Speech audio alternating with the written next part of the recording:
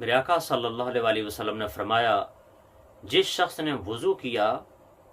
اور وضو کرنے کے بعد اس نے کپڑے کے ساتھ،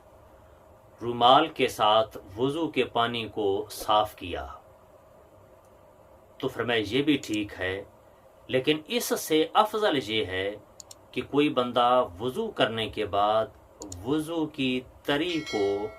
اعضاء کے اوپر رہنے دے۔ اور وجہ یہ بیان کر دی، فرمایا قیامت کے دن اللہ تعالیٰ اس وضو کی تری کو بھی تمہاری نیکیوں میں تولے گا۔ تو اس لیے جب کبھی ہم وضو کریں تو اعضاء کو بالکل سکھا نہ لیا کریں، بالکل صاف نہ کیا کریں، اتنا صاف کر لیں کہ مسجد میں قطرے نہ گریں، لیکن باقی جو اس کی تری ہے وہ رہنے دیں، بالکل اعضاء کو خشک نہ کیا کریں۔ قیامت کے دن ان اعضاء کی تری کو، اس پانی کو بھی نیکیوں کے پلڑے میں رکھ دیا جائے گا۔